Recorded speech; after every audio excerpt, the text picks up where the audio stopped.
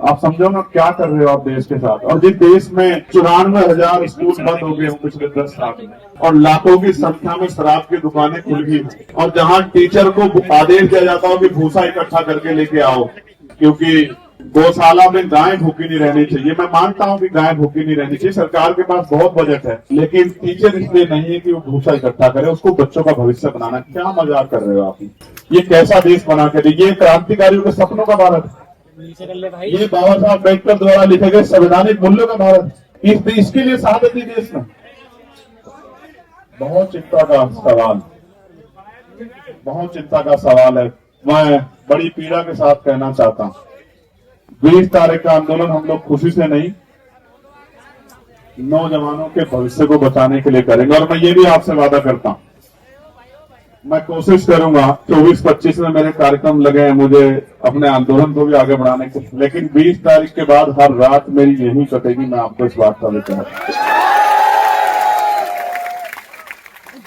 और ये उन लोगों के लिए संदेश है मेरा जिनको लगता है कि आंदोलन में कम लोग आते हैं, आंदोलन छोटा है, आंदोलन तो बस सिर्फ नाम का हो रहा है। तो 20 तारीख के बाद, 20 तारीख तो आपकी, 20 तारीख हमारी।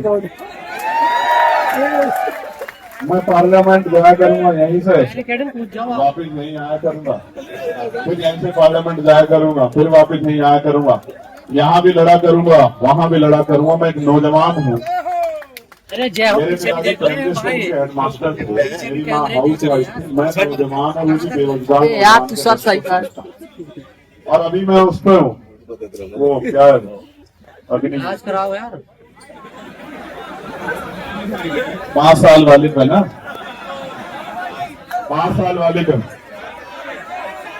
नहीं, 5 साल के रोजगार पे, मैं 5 साल के रोजगार पे, ठीक है, मगर वो मेरे लिए रोजगार नहीं, वो संसद का वो मंदिर, वो इस देश का भविष्य तय करता है, वो इस देश के हर एक व्यक्ति की रक्षा करता है, उसके अधिकारों की रक्षा करता है, वो इस देश की अच्छाई के लिए, इस देश की तरक्की के लिए कानून बनाता है। मगर मैं तनख्वाह लेता हूं गरीबों की, जनता के टैक्स के पैसे से, तो मैं उनके प्रति जिम्मेदार।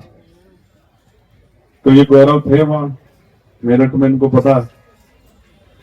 आंदोलन तो आंदोलन की तरह ही होगा फिर। मैं आप सबका यहाँ पहुंचने पर धन्यवाद करता हूँ। एक आग्रह मेरा है कि उधर मत जाना, मैं उन बच्चों से जरूर मिलूंगा जो यहाँ बैठे हैं।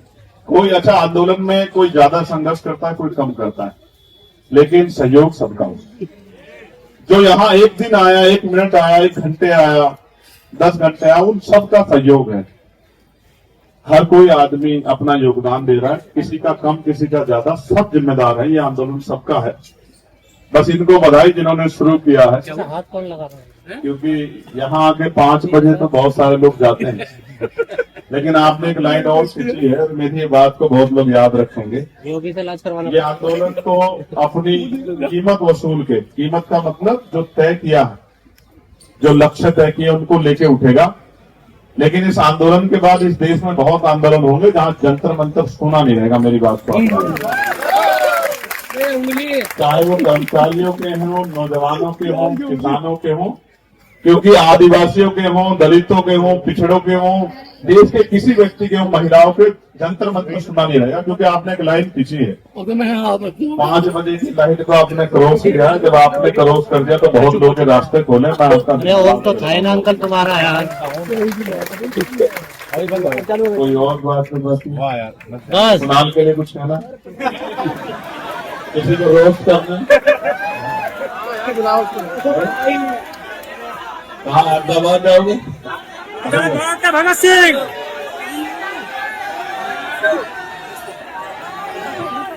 देखो,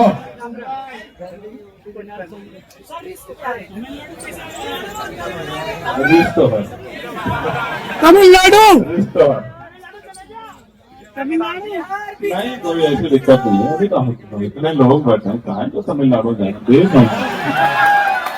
जब तक इस देश का संविधान हमारे साथ खड़ा है, जब तक इस देश का संविधान जिंदाबाद है, मजबूत है, बाबा साहब ने कहा था आदमी भूखा रह सकता, अपमानित होकर नहीं रह सकता।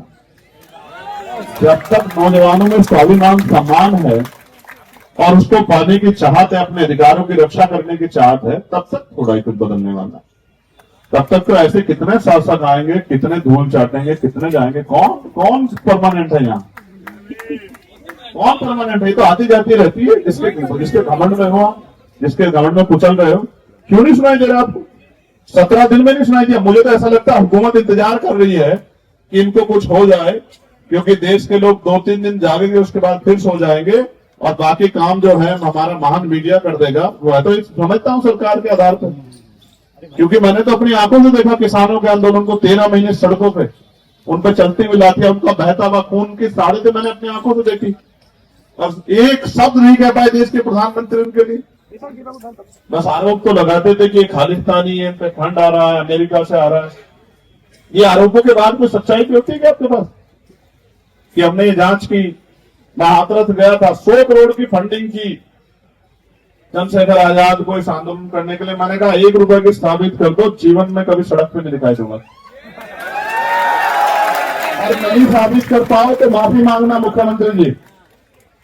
कुछ भी नहीं, इतने निष्ठुर लोगों ने आरोप लगाया, उसके बाद कुछ भी नहीं, फिर सुबह शाम को ही। इसलिए आपसे कह रहा हूं, इस आंदोलन पे भरोसा करो, इस आंदोलन को ताकत दो, आके जुटो, काम से आओ फिर आओ, लेकिन इस आंदोलन में हिम्मत दो कि जो लोग लड़ रहे हैं उनकी हिम्मत कम ना। मैं आप सबका बहुत बहुत धन्यवाद करता हूं। मेरी बहुत सारी मंगल कामना, ये आंदोलन कामयाब हो। जय भीम, जय भारत, जय संविधान। आप सबके लिए बहुत बहुत मंगल कामना।